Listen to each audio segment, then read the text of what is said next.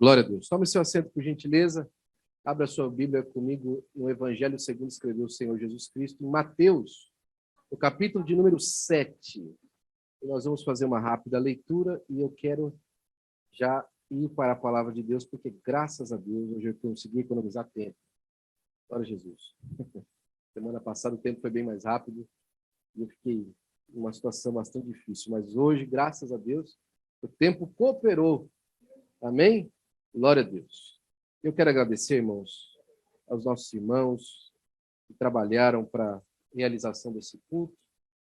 E agradecer a cooperação de todos também que participaram. Que culto gostoso. Eu tenho sentido a presença de Deus de uma maneira diferente hoje aqui. Tem algo diferente de Deus aqui para a gente hoje. Eu sei disso. Esse quinto domingo do mês, em todo o Ministério do Belém, nós estamos fazendo o Dia da Família. Nosso pastor falava ontem, lá na sede, alguma coisa bastante interessante, quando eles tiveram um culto lá também, e ele falava assim, que parece que era um mistério que estava escondido em Deus, né? O quinto domingo do mês. A gente nunca tinha percebido essa dinâmica do quinto domingo, porque cada domingo é um domingo dedicado para um tipo de trabalho, né? Principalmente nas igrejas do nosso ministério com uma maior dinâmica de membresia. O primeiro culto do mês é o culto normal da igreja, o segundo culto é o culto dos cavaleiros ou das mulheres de fé, o terceiro domingo de mês é o culto de missão, o quarto domingo do mês era o culto juvenil. Só que o quarto domingo do mês às vezes variava de ser o culto juvenil ou então ser o quinto domingo do mês, porque era sempre o último domingo. E a gente descobriu o quinto domingo do mês. E o quinto domingo do mês, daqui para frente, vai ser sempre o domingo da família, para nós falarmos uma palavra a respeito e voltado para as famílias. Nesses últimos 2 dias, todo o Ministério do Belém tem estado reunido em cima da família. Tivemos algumas reuniões em várias congregações ontem para casais. Ontem também se fez algumas reuniões para os jovens. E hoje é o encerramento à noite, falando sobre família. E eu gostaria, nesse rápido pedaço de escritura, dessa perícopa, nesse extrato da palavra de Deus, trazer aqui algumas noções para a boa convivência em família. Capítulo 7, a partir do versículo 24, do Evangelho segundo escreveu São Mateus, se lê assim na minha Bíblia e a sua deve dizer a mesma coisa. Todo aquele, pois, que ouve estas minhas palavras e as pratica, será comparado a um homem prudente que construiu a sua casa sobre a rocha. Caiu a chuva, transbordaram os rios, sopraram os ventos, bateram com força contra aquela casa, e ela não desabou, porque tinha sido construída sobre a rocha. E todo aquele que ouve estas minhas palavras e não as pratica, será comparado a um homem insensato que construiu a sua casa sobre a areia. Caiu a chuva, transbordaram os rios, sopraram os ventos e bateram com força contra aquela casa, e ela desabou, sendo grande a sua ruína. Amém. Todos nós fazemos parte de uma família, não é verdade? Sim. É bom fazer parte de família. É bom ser parte de uma família. Eu sei que talvez alguns tenham alguma experiência ruim com família e podiam daqui vários motivos pelo qual a sua família não é uma boa família.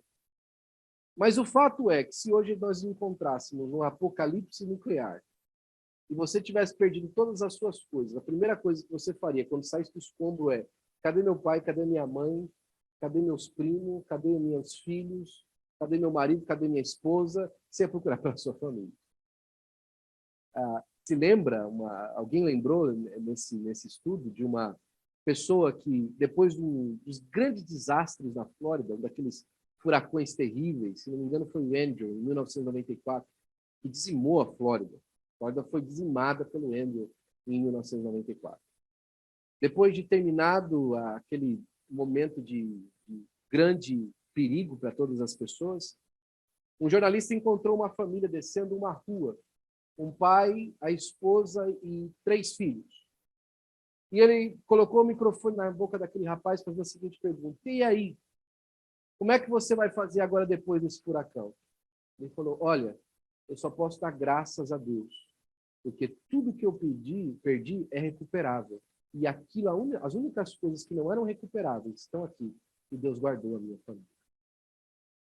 É impossível que nós olhemos para a família como nós temos e nós coloquemos ela no bem que são perecíveis, na escala dos bens que são perecíveis. Todos nós temos uma família e somos parte de uma família. E a família que nós temos durante a nossa peregrinação nessa terra é o nosso bem maior. Nós temos muitas coisas maravilhosas. Davi, por exemplo, falando a respeito daquilo que ele tinha como rei, ele falou assim: Senhor, eu não tenho outro bem além de ti. Comparando o Senhor como o maior bem que ele tinha. Mas Davi incutiu no seu filho escreveu que a família também é um bem para o homem. E bendito é o varão que anda nos caminhos do Senhor. Porque a sua família vai ir bem. A sua esposa será como uma videira plantada ao redor da sua casa, os seus filhos como plantas de oliveiras em volta da sua mesa. E tudo que esse homem fizer, ele vai prosperar. A família é um bem muito grande e toda família busca ter qualidade de vida. Quem gosta de viver em pé de guerra? Quem gosta de viver debaixo de pancada? Debaixo de açoite? Debaixo de dificuldade? Quem é que aguenta viver debaixo de pressão contínua de as coisas se desmoronarem? E as pessoas pagam um preço alto para ter qualidade de vida.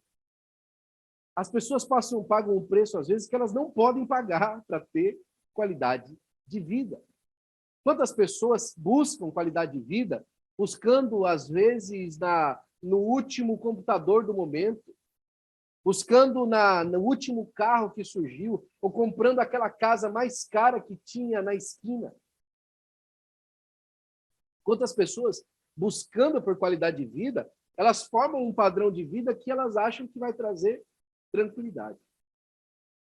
Um dos últimos presidentes americanos, o George W. Bush, filho do Bush pai, ele tomou muitas más decisões durante o seu governo, né? E ele fala assim: eu não imaginava o poder de um presidente americano até eu sentar naquela cadeira. E, ao mesmo tempo, eu não sabia que o nosso poder, ao mesmo tempo que era tão grande, era tão limitado. E ele falou assim na entrevista, explicando o que ele queria dizer. Com uma caneta de presidente, eu consegui fazer com que 500 mil americanos mudassem dos Estados Unidos para o meio do deserto, quando ele invadiu o Iraque. Os Estados Unidos dispensou 500 mil pessoas, 500 mil dos seus soldados, das suas equipes, daquelas pessoas que fazem transporte, dos civis envolvidos no trabalho, para invadir o Iraque. 500 mil pessoas que foram para lá porque alguém mandou. Ele falou assim: mas ao mesmo tempo eu nunca me senti tão impotente que durante todo o governo, mesmo com tanta influência daquela cadeira, eu não consegui ensinar nenhum americano sequer, através da minha influência, a tomar boas decisões para a sua vida. O que traz qualidade de vida não são as coisas que nós conquistamos pelo poder aquisitivo que nós temos na mão. São as decisões morais que nós tomamos que dão rumo à nossa família e à nossa vida. Decisões morais que transformam a vida da nossa caminhada e daqueles que estão em volta de nós. Eu posso contar para você que todas as vezes que eu falo sobre decisão moral, eu lembro dessa história com meu pai. Eu tinha acabado de ser transferido para uma empresa diferente. Eu estava trabalhando agora numa empresa que fazia montagem e manutenção de computadores, e era uma loja que tinha na Avenida Paulista, chamado de Shopping Xing Ling. Imagina, né? Porque chamava Xing Ling. Vendia só coisa da China lá. E o meu trabalho era quando as pessoas chegavam naquela loja, eu tinha que pegar a configuração de computador que a pessoa tinha dito e montar o computador para que ela saísse da loja com o computador dela. Eu montava aos sábados cerca de 13 computadores, todo sábado. Era a minha média. Tinha dia que eu chegava a montar 17, tinha dia que eu chegava a montar 10, 9, mas a média geral era 13. Era muito computador. E tinha que montar e testar o computador e levar para o cliente. É claro que todos aqueles computadores que eu montava no sábado voltavam durante a semana para arrumar alguma coisa que tinha quebrado. E eu lembro que uma daquilo que eles me deram como salário pelo meu trabalho foi o Vale Transporte. E o Vale Transporte naquela época era grande parte do salário. Eu ganhava quase que 25% do meu salário, 30% do meu salário vinha em vale transporte. E alguns dos meus companheiros de trabalho tiveram uma ideia genial. O que era? Vender o vale transporte e comprar um vale transporte para deficiente, que custava mais ou menos metade do valor, que custava o valor total de todos os vales transportes que eu tinha para vender. E aquele vale transporte para deficiente me dava 6 meses de passagem pela catraca do metrô. Eu falei, que fantástico. Eu vou economizar, eu vou gastar o dinheiro com passe de deficiente, e a única coisa que eu tenho que fazer é que eu tenho que esconder do guarda na hora que eu for passar na catraca do metrô. Qual o problema? E eu cheguei em casa feliz da vida com essa proposta fantástica para angariar mais valor para minha casa, porque a gente sempre viveu com muito pouco dinheiro. E olha que eu contei para o meu pai a minha fantástica ideia. Meu pai olhou para mim e falou assim, você é deficiente? Você é deficiente? Eu falei, óbvio que não. Então, o cartão não é para você. Você já ganha vale transporte exatamente para que você use vale transporte e não precise gastar dinheiro do seu salário. Mas, pai, nós vamos... Não. Você não é deficiente. Aquela lição do meu pai pode ter sido uma péssima decisão administrativa e financeira para muita gente, mas ele me deu um padrão moral para que eu soubesse que o certo é certo e o errado é errado, mesmo quando eu tiro vantagem das coisas erradas que eu faço. O padrão moral que muda a vida e o contexto de alguém que está aprendendo. Todo mundo precisa ter qualidade de vida, mas o padrão moral é que faz realmente diferença. Bush, ele falou que a melhor experiência que ele teve na Casa Branca foi a visita dos netos dele. Com todas as delegações que teve naquele momento de grande poder e grande influência, ele falou que as melhores visitas que ele recebeu na Casa Branca foi quando seus netinhos vieram visitar. Porque a família faz toda a diferença. Para a glória do nome do Senhor Jesus Cristo. Um grande escritor americano, Chuck Swindoll, escreveu vários livros de devocional. Ele disse assim, como nós criamos os nossos filhos, a maneira como nós criamos os nossos filhos vai ter mais impacto do que os nossos votos, aonde nós gastamos o nosso dinheiro, o investimento que nós fazemos no mercado imobiliário. Como nós criamos os nossos filhos tem mais impacto na sociedade do que todas essas outras coisas. E por que ele dizia isso? É porque ele entendia o contexto do Salmo 128. E o Salmo 128, como eu citei agora há pouco, fala que os filhos estariam sentados como plantas de oliveira em volta da sua mesa. Sabe o que uma planta de oliveira faz? Ela dá oliva, é claro. Mas você sabia que ela demora 7 anos para dar a primeira colheita? Durante os primeiros 7 anos da planta de oliveira, ela não te faz nada, benefício nenhum. Quando ela alcança a idade adulta dela, 7 anos de idade, é que ela começa a dar a primeira colheita de fruto. Já parou para pensar nisso? O salmista está dizendo que os filhos são como plantas de oliveira à roda da sua mesa. Ou seja, tem tempo na vida dos filhos que é só tempo de investir. E dependendo do jeito que você criou essas crianças, esses filhos, é o tempo, a maneira como eles vão dar fruto lá na frente. Plantas de oliveira cercadas em volta da sua mesa. E ele começa a dizer que agora, depois disso que aconteceu, tudo que ele fizer vai ser bem. E ele fala que esse homem, que começou lá no capítulo 1, dizendo que confiava em Deus, e que a sua esposa era assim, assado, e os filhos eram desse jeito, ele fala que ele vai ver os filhos dos seus filhos e a paz sobre Jerusalém. Agora pense nisso. Você acha que é normal ver os filhos dos seus filhos? Você acha que é comum ver os filhos dos seus filhos? Não é. É um privilégio. Ver os filhos dos seus filhos, primeiro lhe diz que você teve longevidade. Você viveu bastante. Em segundo lugar, ver os filhos dos seus filhos diz que você tem boa amizade com esses que agora cresceram e foram embora de casa. Já parou para pensar nisso? Quantos pais que, por causa do mau relacionamento com o filho, jamais tiveram o prazer dos seus netos?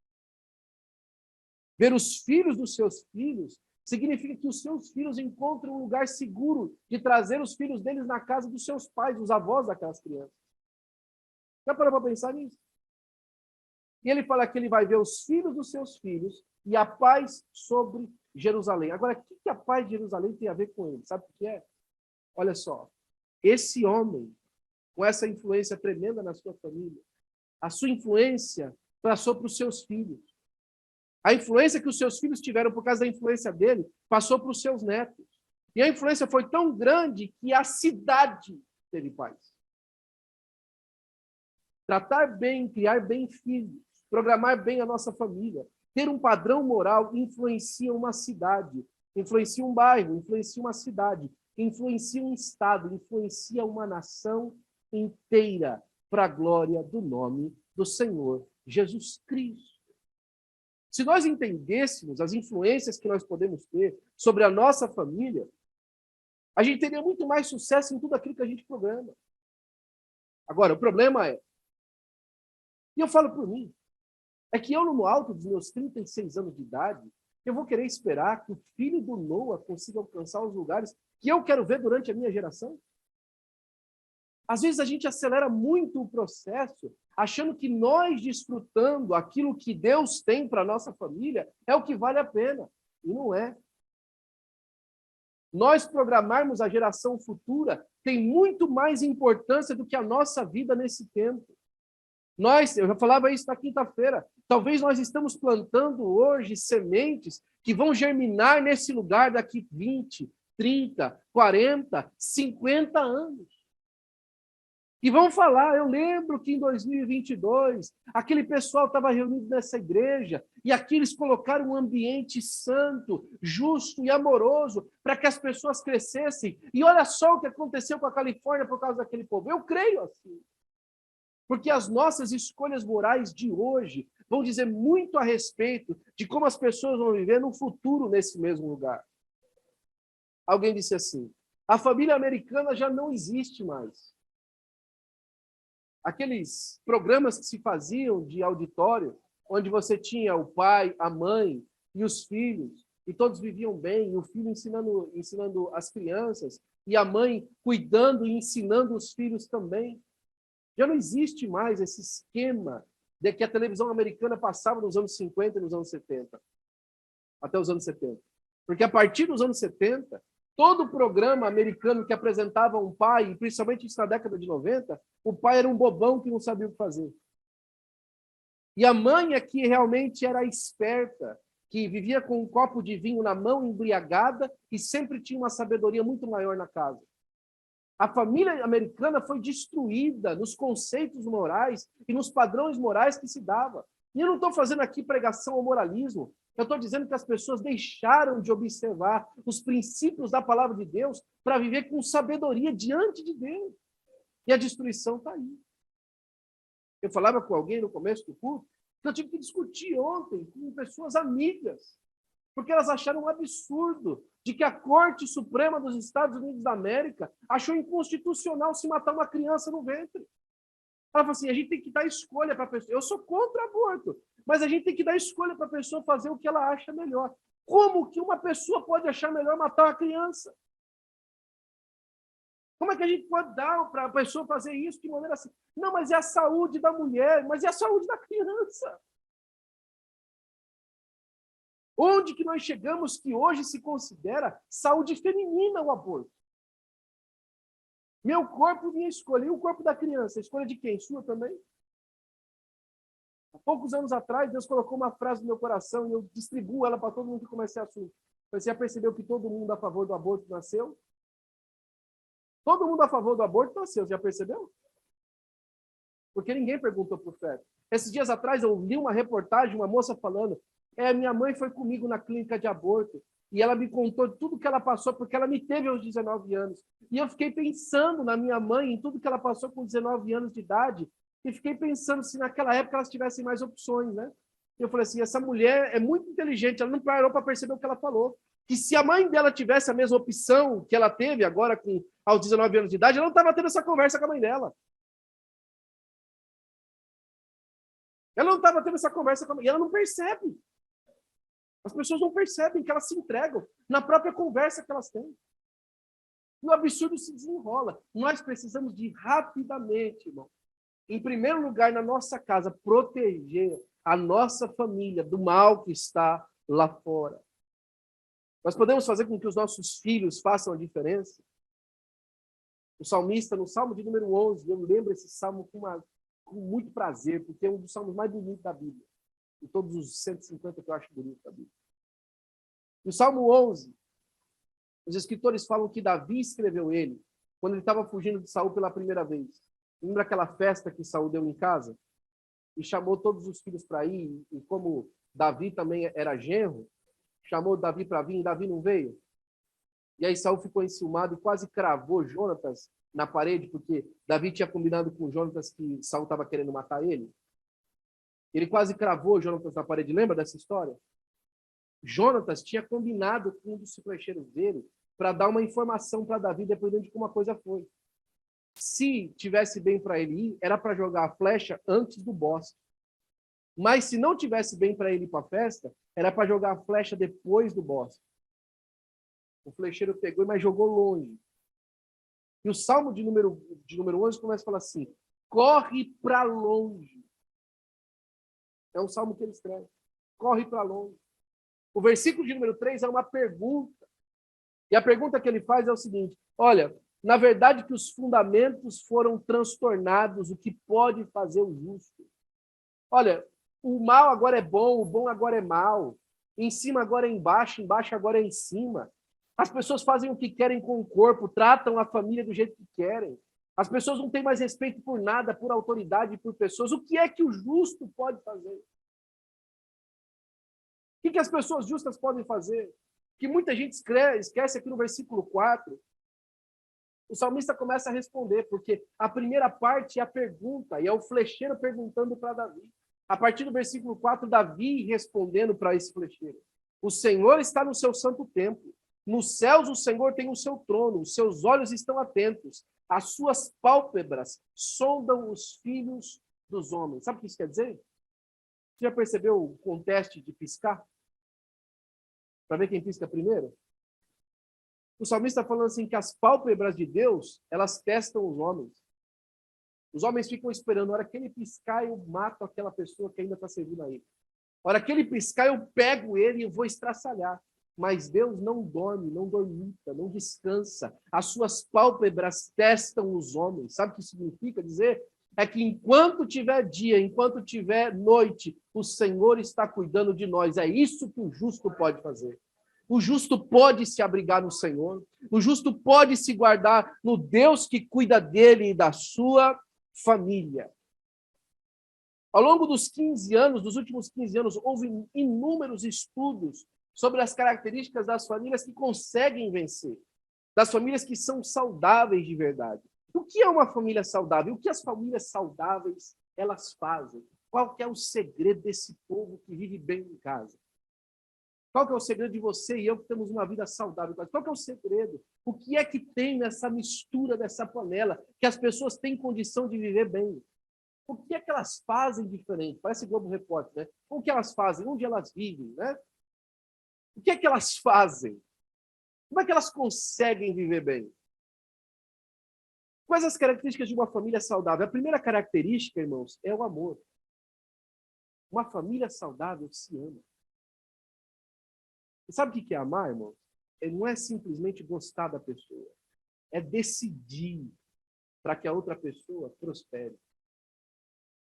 A leitura que a nossa irmã fez hoje aqui, para mim, é uma das mais emblemáticas de toda a Bíblia. Para você também. Porque ela fala assim, porque Deus amou o mundo de tal maneira que ele deu. Sabe como a característica do amor? É fazer. O amor não é de boca, o amor é de ação. Deus amou de tal maneira que ele deu. É ação. Deus não amou de tal maneira que ficou olhando apaixonado para a humanidade. Deus amou de tal maneira que ele deu seu filho. E o tamanho da ação representa o tamanho do amor. O tamanho da ação representa o tamanho do amor. Não adianta que você dizer que você ama se as suas preocupações são só a respeito de você. Não adianta você dizer que você ama se as suas atitudes, a única pessoa que se beneficia sempre é você. Se o seu amor é grande, as suas ações e as suas atitudes de amor vão ser grandes também. Você sabe quando você descobre que o amor, com, entre aspas, acabou, na verdade ele esfria? É quando já não existe mais ações para que o outro seja beneficiado. Eu estou dizendo, companheiro. Por exemplo, vou dar um exemplo para você. Você não leva mais uma flor para ela na sua casa. E se eu levar a flor para em casa, não adianta. A Ana não gosta de flor, as flores vão morrer. Agora, se eu chegar em casa com cinnamon dolce latte do Starbucks, meu amigo, eu estou bem. Porque é o que ela gosta. Sabe uma coisa a respeito do amor? O amor não é a respeito de você, o amor é a respeito de quem você ama. Uma coisa que as pessoas dizem, eu amo a Deus. O que é que você demonstra para Deus de amor? Eu amo meus filhos. Como é que você demonstra o seu amor pelos seus filhos? Eu amo meu cônjuge. Como é que você demonstra o seu amor para o seu cônjuge? O amor não é de palavras, o amor é de demonstração. Segunda coisa que as pessoas fazem, elas têm alegria. E alegria aqui não é viver rindo, não. Alegria aqui é uma atitude positiva sobre a vida, apesar das circunstâncias. Isso é alegria. É uma atitude positiva para a vida, apesar das circunstâncias. Não é estar feliz, é estar alegre, é diferente. Felicidade tem a ver com o seu sucesso. Alegria tem a ver com o seu estado. Eu te dou uma diferença muito clara nisso, ok? Certa vez alguém chegou para mim e falou assim, eu estava no começo do meu casamento. Ela falou assim, olha, William, eu vou te falar uma coisa. Namore enquanto as coisas estiverem ruins. Nossa, que conselho. Namore enquanto as coisas estiverem ruins. Porque se você for esperar as coisas ficar boas para você namorar, talvez você nunca namora. Se você for guiar o estado do seu de espírito pela vida e a circunstância como ela está em volta de você, você não vai desfrutar de nada. Você não vai ter gozo e alegria em nada. Você nunca vai ser feliz com nada. Porque você sempre vai ter um padrão que as coisas têm que estar melhor para você poder desfrutar. Tem gente hoje, já falei para você algumas vezes aqui, morando nas montanhas de Beverly Hills, ponderando na sua cabeça se eu pego aquela arma que está no criado mudo ou não para dar um tiro em mim. Tem pessoas hoje nas mansões de Malibu pensando se vale a pena pular daquele penhasco ou não. Porque isso não resolve a alegria. O que resolve a alegria é uma atitude sabendo que Deus deu para você vida e pessoas ao seu redor para desfrutar dessa vida, para ser feliz nela. Outra coisa das famílias é que elas têm paz, não a violência. E a paz, irmãos, ela excede todo entendimento. Não estou falando de paz para você, que você de vez em quando não se irrita, quer pegar a orelha do menino. Não é isso que eu estou falando. Eu passo por isso todo dia. Mas paz é saber que por mais que você tenha algum conflito, existe uma ausência de guerra. Deixa eu contar uma história para você. Se fez um concurso de quadros no mundo. E a pintura que se pediram era uma pintura que significasse paz. E pintaram vários quadros bonitos, alguns paisagens, outro aquele lago e aquele barquinho veleiro no meio. Mas o quadro que ganhou foi um quadro de uma tempestade. E quando observava o quadro da tempestade, você sabia por que o quadro ganhou. Porque naquela tempestade era um mar, a tempestade caindo, o mar revolto, batendo a água nas pedras, e aquele mar todo embaralhado, e no meio das pedras, quando você olhava, tinha um ninho de passarinho. E no ninho de passarinho tinha 2 filhotinhos e a mamãe alimentando os 2 filhotinhos. E perguntaram, por que vocês votaram nesse quadro de paz? Porque esse quadro significa paz. Porque apesar de toda a guerra, toda a circunstância em volta desse ninho, quando você olha para esse ninho, nesse ninho tem paz. É essa paz que Deus oferece. É a paz que o mundo não pode dar. É a paz que não importa se você está struggling na sua vida, na sua casa, quando você olha para a sua família, a paz de Deus está presente lá. Para a glória do nome de Jesus. Lá na casa tem compreensão, perdão, aceitação, longanimidade. Eu vou deixar isso aqui um pouquinho para frente. Vou deixar essa palavra perdão um pouquinho para frente. Mas quanto lugar, irmãos, que a gente vê que as pessoas não se aceitam. A pessoa não aceita quem o marido é. O marido não aceita quem a esposa é. passa a vida inteira brigando um com o outro, tentando mudar um outro. Não aceita. Não aceita que a pessoa tem defeito, porque a partir do princípio você tem defeito. Eu lembro até hoje da história do pastor que chegou na frente da congregação, lá do Ministério do Belém do Brasil, uma reunião de casal. Ele falou assim, meu irmão, essa mulher minha, meu irmão, 25 anos que eu sou casado com ela. Até hoje ela não aprendeu a fazer o café do jeito que eu quero. Ah, irmão, eu não aguentei mais não. Sabe o que eu fiz, irmão? O que, pastor? Eu me acostumei com o café que ela faz, o café dela. Compreensão. Aceitação. Quem ama compreende, quem ama aceita, quem ama pondera.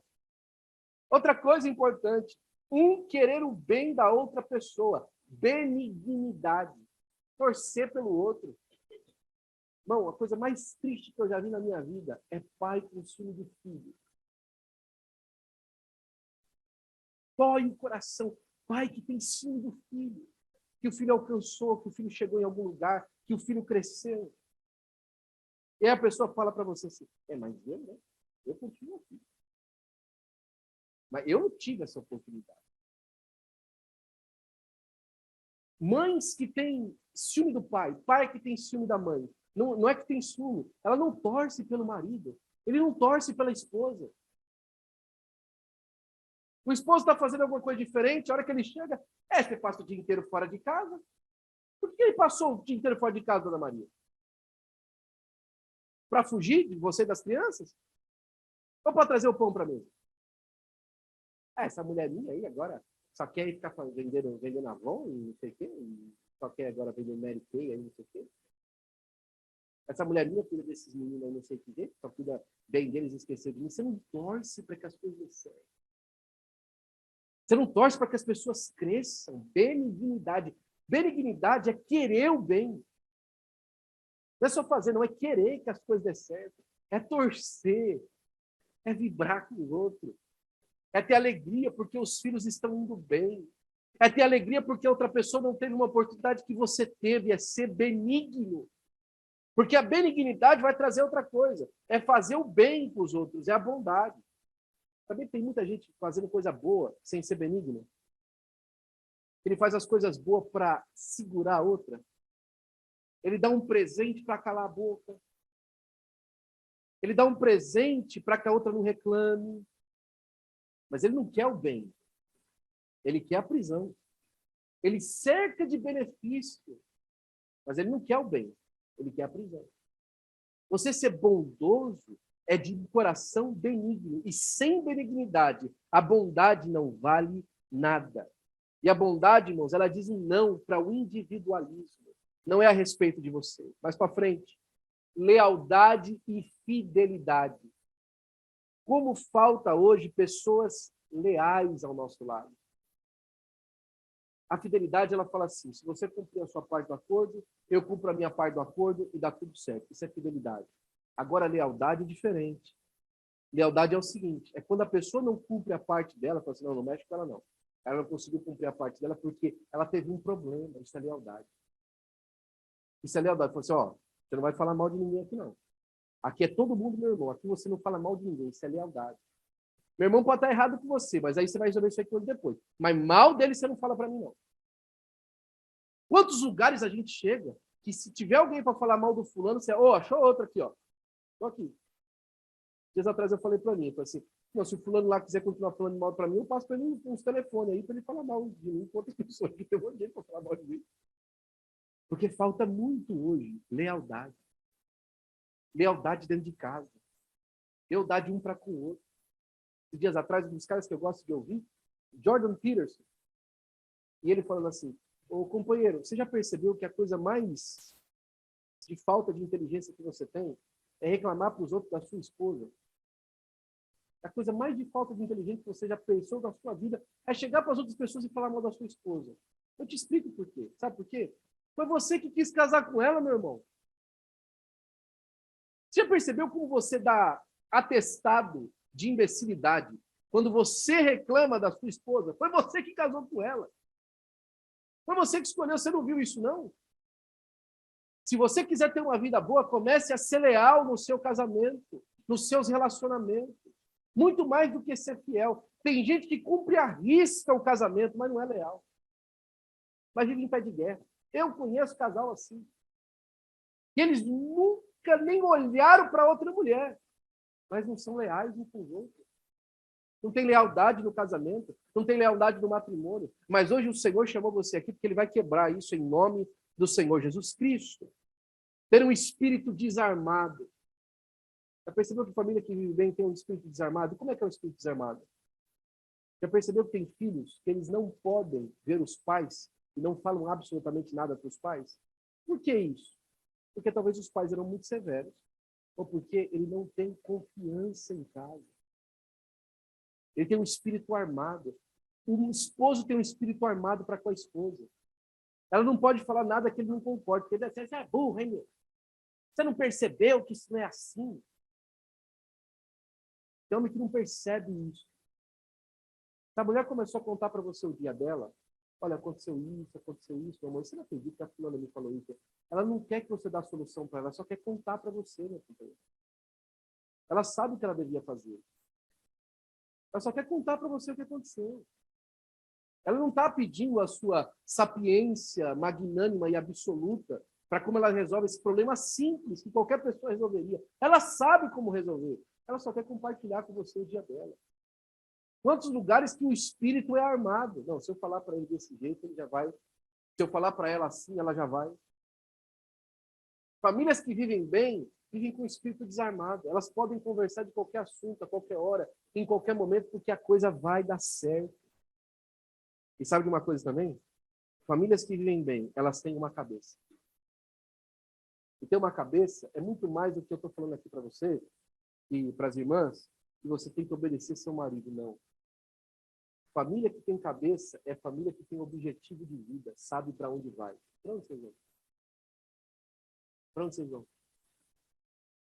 Ou seja, sabe qual que é a pior coisa que existe numa excursão? A pior coisa que existe numa excursão é quando as pessoas membros da excursão não sabem o caminho e nem que hora vão chegar. Vira uma confusão. Porque começa, mas vai demorar tudo isso ainda? Mas por que tem que ir por aqui? Mas por que tem que ir por lá? Mas quem que decidiu que é ir por aqui? A pior coisa que tem na excursão assim. Agora, quando todo mundo da excursão sabe o caminho, sabe a hora de sair, sabe a hora que vai chegar, e sabe por que a excursão está acontecendo, as brigas param. Sabe por quê? Porque todo mundo se une para que o objetivo seja cumprido. Quando você tem cabeça, você coloca o objetivo na frente e fica muito mais fácil de caminhar. Quantas famílias se quebrando porque não sabem para onde vão, não sabem o que querem, não sabem por que querem aquilo. Os elementos, então, dessa família que faz assim, porque isso é simplesmente o fruto do Espírito manifestado na família, é que elas têm alguém que edifica, alguém que é um fundamento e elas têm uma casa. Deixa eu falar uma coisa para você. Eu quero começar a terminar por aqui. Durante a campanha de 1989 aqui nos Estados Unidos, eu gosto da história política americana, já percebeu, né? O candidato era o Ronald Reagan contra o Jimmy Carter. Jimmy Carter é candidato dos democratas, que promovia uma renovação política e era pastor batista, professor de escola dominical. E o Ronald Reagan, que tinha sido ator de cinema por muitos anos, governador aqui da Califórnia. Governador republicano aqui da Califórnia. E o Ronald Reagan falava muito bem, era um homem muito bem-humorado. Se você vê as piadas do Ronald Reagan na internet, é a coisa mais engraçada que tem no mundo. Pensa no nome que era engraçado.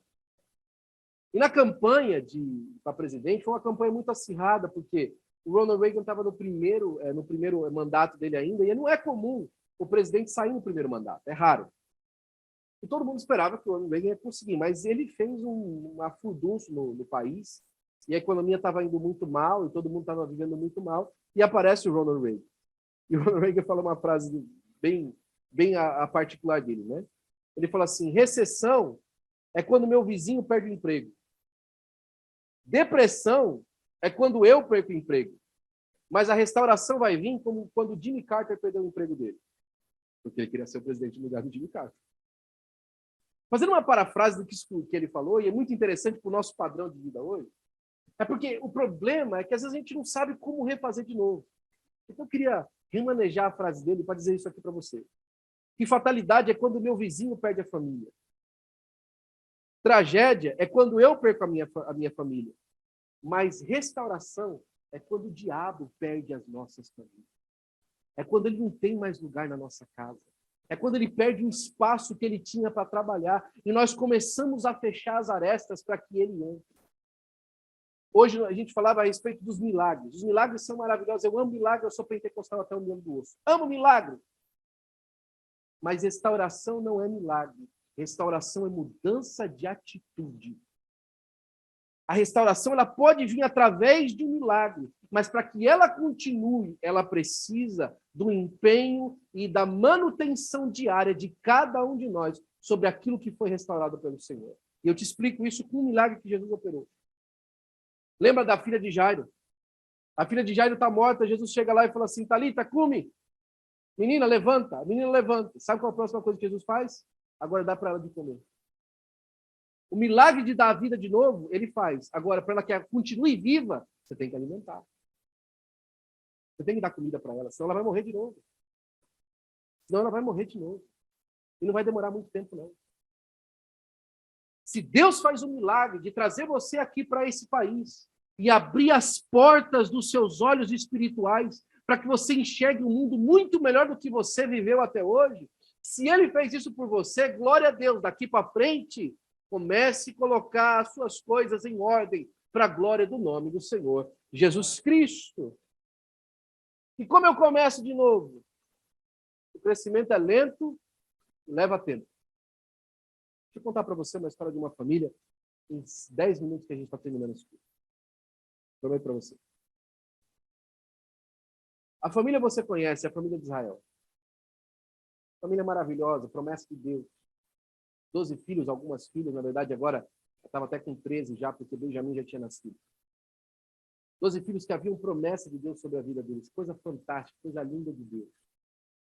Um homem abençoado, transformado pelo Senhor, mas ele tinha um problema. Ele tinha um amor alimentado por uma das mulheres dele durante a vida toda.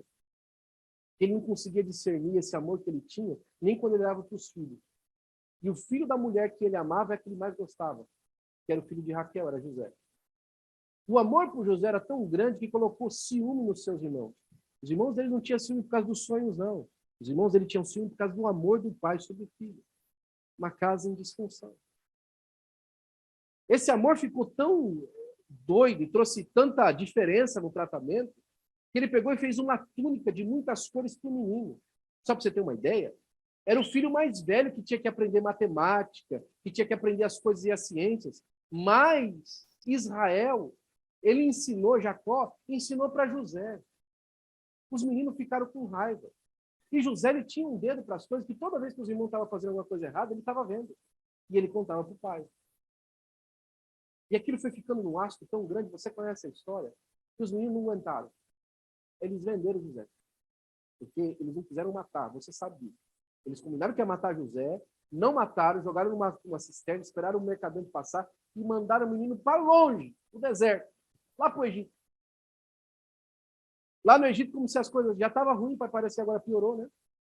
Chegou lá no Egito e tal, a mulher da casa que ele vai trabalhar como escravo se engraça por ele e vai parar na cadeia. Já pensou a cabeça de José? Já pensou os sonhos que José tinha com a família dele? Ai, que saudade dos meus irmãos. Saudade dos meus irmãos. Se eu pudesse, eu matava cada um a unha. O tempo vai passando. E José agora colocado como governador do Egito. Olha a sua Bíblia. Vê a primeira vez que ele encontrou com os irmãos dele. Ele não sabia o que fazer. Ele começa a dar um jeito. Você pode olhar, os comentaristas falam aí. Não, mas José, um coração bondoso. José queria arrebentar com os irmãos dele. Não, vai buscar o irmão lá, eu quero ver. Não, vocês estão vindo aqui para roubar. Espremeu os irmãos. Fazer mal. Quando os irmãos trazem Benjamim, que ele olha Benjamim, e ele vê os traços da família em Benjamim, ele não aguenta. Ele vai chorar. E aí ele pega, faz mais uma maracutaia mesmo. Ele pega, coloca o copo dele no saco de Benjamim, de cereal de Benjamim, e manda eles embora. Pega, traz de volta o menino, roubou, ele vai ficar aqui comigo como escravo. Qual que era a ideia do José? É simples. Eu vou ficar com meu irmão, a hora que todo mundo for embora, eu me apresento para ele, e eu fico com meu irmão de sangue, deixa esses caras para lá, eu não quero saber desses caras. A cabeça dele era clara do que ele estava planejando na cabeça dele. Qualquer outro que contar outra coisa, não está vendo o texto. O texto é claro, ele queria ficar com o irmão dele e se livrar dos outros. Mas então Judá fala assim, não faz isso não. Nosso pai é um homem velho. Ele já perdeu um filho no passado. Se ele perder esse outro, as cãs dele vão descendo da sepultura em amargura. Não faz isso com o nosso pai. José não aguenta. Ele começa a chorar e fala assim, eu sou José, vosso irmão.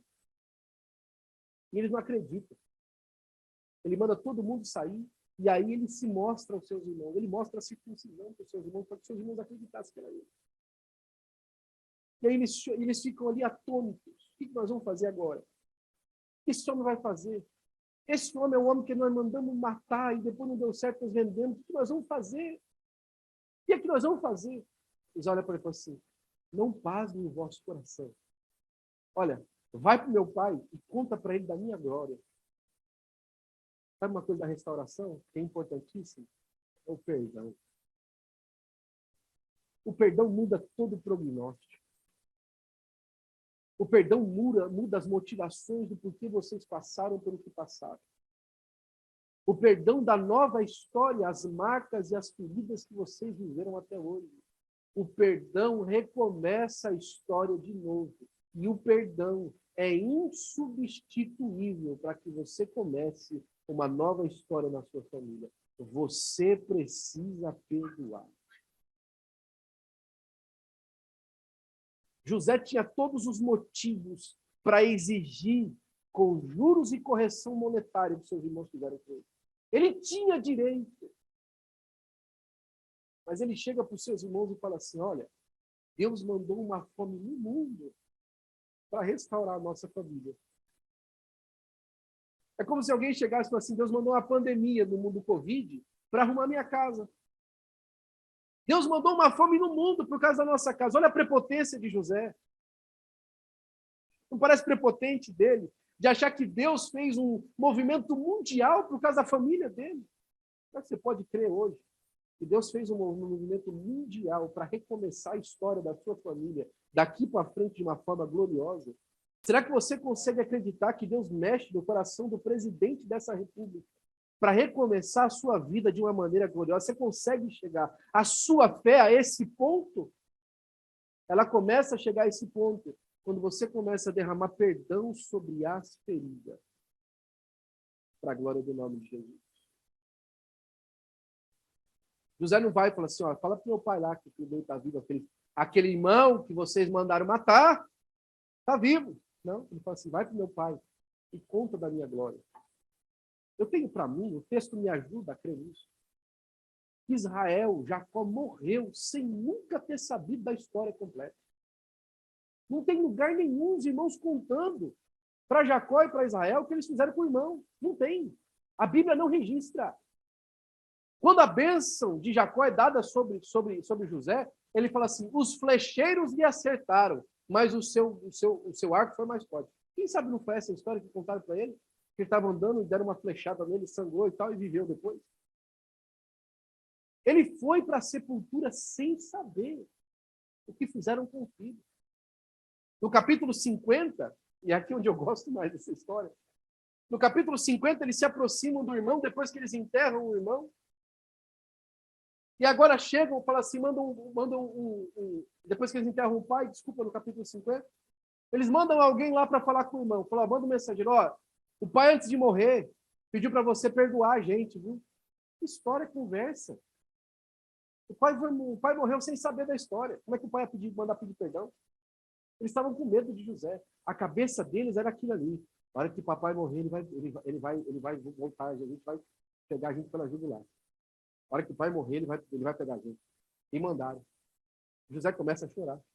Na incredulidade do coração dos irmãos. Aí eles se prostram na frente de José. Lembra do sonho? Os feixes se prostrando na frente de José.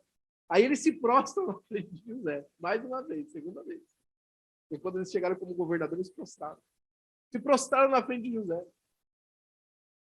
Aí José olha para eles e fala assim, o que vocês estão fazendo? Perdoa, nós vamos ser seus servos.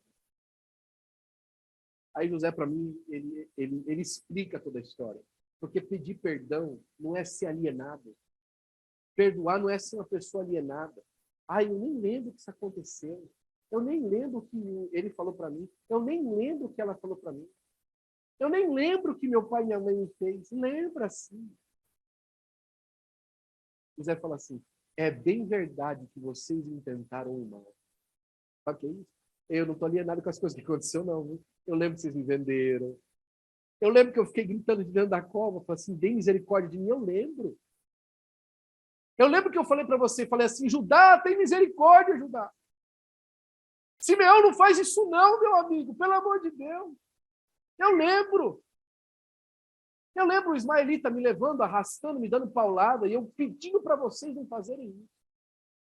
Eu lembro que foi 20 peças de prata. Eu lembro o preço. Eu lembro bem. Eu lembro as palavras que vocês usaram. Eu lembro vocês combinando que vocês iam contar para o pai. Eu lembro. Mas sabe uma coisa? Deus pegou tudo isso e transformou em bem para a conservação de um povo grande. Olha o que Deus fez. Eu sei que as marcas são difíceis, mas olha o que Deus ainda pode fazer através disso para a glória do seu nome. Sabe uma coisa que é indiscutível nas famílias saudáveis?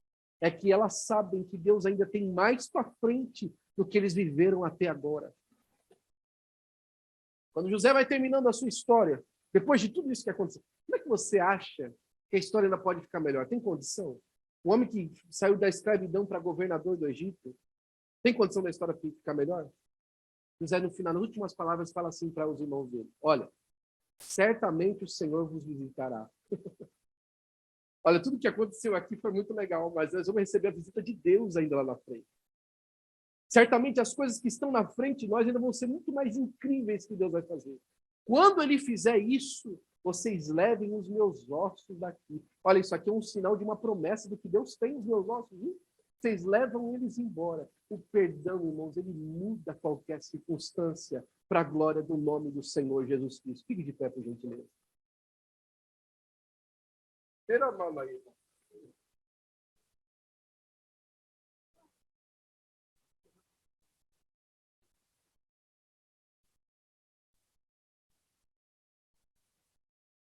Eu não sei como, mas eu sei que você precisa recomeçar. E você sabe que você precisa recomeçar. Você precisa dar um reset aí na história da vida e fazer tudo de novo. Farinha, você me ajuda? Renova-me. Você precisa mudar tudo de novo. Mas o passo inicial para a sua mudança hoje é vir aqui perdoar aqueles que lhe feriram. Pastor, eu já fiz isso outras vezes. Eu vou dizer para você hoje. Hoje você precisa de perdoar como José perdoou. Sabe como é que José perdoou? Ele usou aquela marca como uma prova de que Deus estava trabalhando através daquelas feridas. Você entendeu? Certa vez Davi chegou diante de Deus e falou assim, Senhor, foi-me bom ter sido aflito. Foi bom ter sido aflito. Foi bom ter sido machucado. Foi bom ter estado em guerra. Porque só assim eu aprendi os teus. Hoje é uma decisão diante de Deus. E esse seu perdão diante do Senhor, o pedido de perdão diante de Deus, por aquela pessoa, por aquela circunstância, por aquela família, vai dar para você padrão moral para recomeçar a sua vida. Paulo disse assim à igreja reunida, na verdade, nenhuma condenação há para aqueles que estão em Cristo Jesus. Se você estiver em Cristo hoje, se você colocar e depositar esse perdão e receber o perdão do Senhor Jesus Cristo, você não vai ser mais condenado pela sua memória, pela sua consciência, e nem pelas coisas que aconteceram com você. Esse é meu primeiro apelo. O segundo apelo é se você hoje quer apresentar a sua família para vocês viverem de maneira mais saudável. Vou te falar. preciso viver de maneira mais saudável. Você vai ter que perdoar aquilo que foi insalubre até hoje. Vou falar para você, vai demorar, vai ser dolorido. Mas você vai ver como Deus vai transformar todo esse mal em bem para a conservação de um povo branco. Em última fila, se você hoje quer renovar o seu pacto com o Senhor Jesus Cristo, quer se entregar de novo na presença dele, é que hoje eu tenho vontade de fazer isso. E dizer, Senhor, o Senhor realmente é o Senhor de Israel da terra, é tudo para mim. E eu jamais podia entender tanto do amor do Senhor pela minha vida, se eu não olhasse o tanto que o Senhor pode perdoar na minha vida e na vida da minha família. Eu vou cantar 30 segundos, o tempo já foi embora. Mas eu sei que Deus está fazendo alguma coisa aqui muito gostosa, muito relevante na nossa vida para sempre. Em nome do Senhor Jesus Cristo.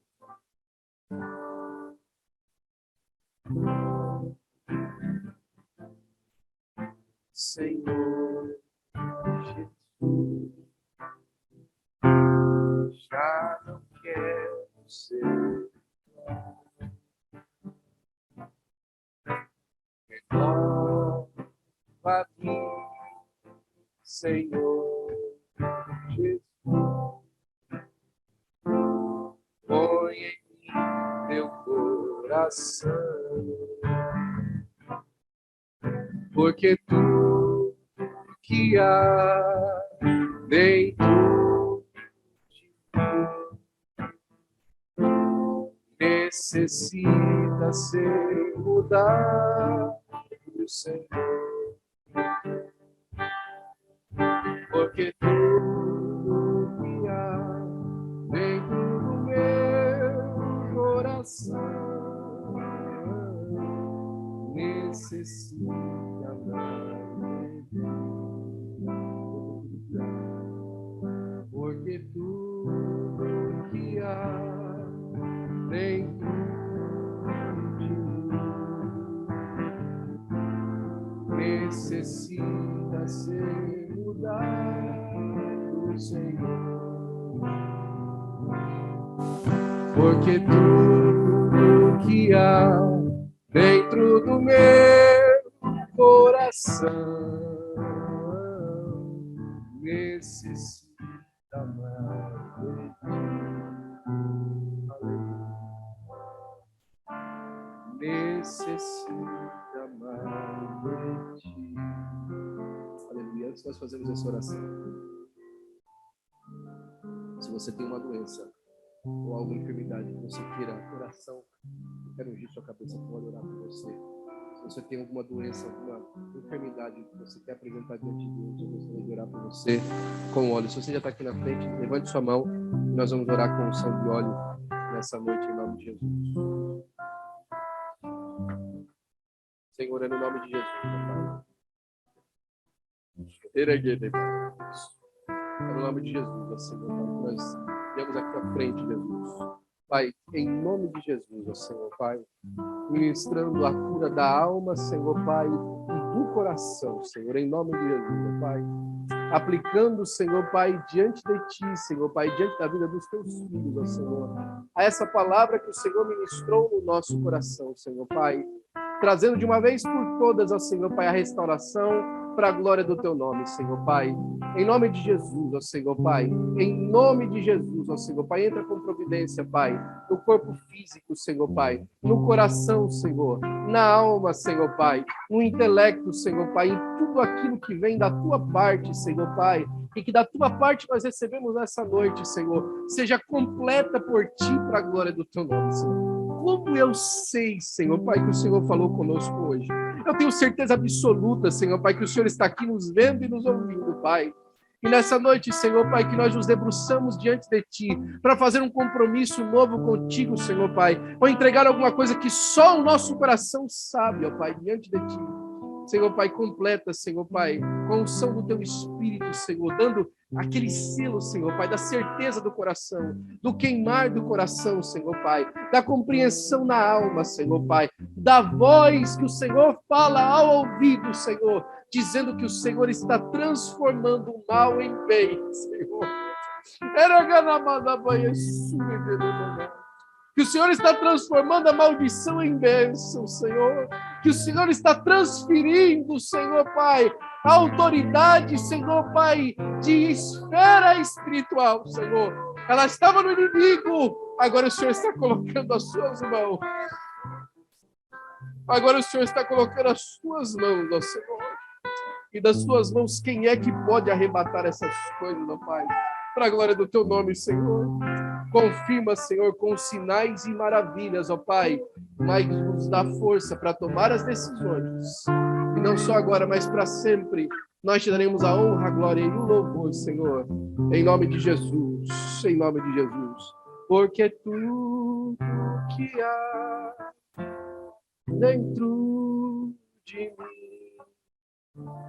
necessita ser mudado, Senhor, porque tudo que há dentro do meu coração necessita mais de ti. Aleluia. Volte para casa com essa bênção, com essa vitória, em nome de Jesus. Deus confirmou hoje, Deus marcou, Deus fez algo novo. Deus transferiu alguma coisa de esfera espiritual, viu? Eu vi como se Deus estivesse transferindo de um estágio espiritual para outro.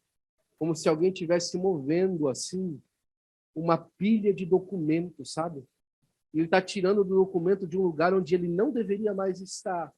Como se estivesse transferindo a autoridade daqueles documentos. Estava na autoridade de uma entidade maligna, ele trouxe para dele agora. Ele falou assim, agora essa documentação é minha, eu vou cuidar desse caso, ninguém mais põe a mão. Eu vi isso, Deus fazendo isso de maneira espiritual. Isso é coisa para a família, isso é coisa para documento de imigração, isso é coisa para restauração de saúde. É como se um médico pegasse os exames agora de um outro médico que não estava fazendo o trabalho certo. Eu vou cuidar desse paciente, daqui para mim, daqui agora você não mexe mais. Agora a saúde dele está nas minhas mãos e eu vou cuidar. Deus me mostrou isso nessa noite. Volte para casa com essa palavra em nome de Jesus, porque Deus está fazendo coisas extraordinárias na sua vida, meu irmão, e a minha irmã, para a glória do nome de Jesus.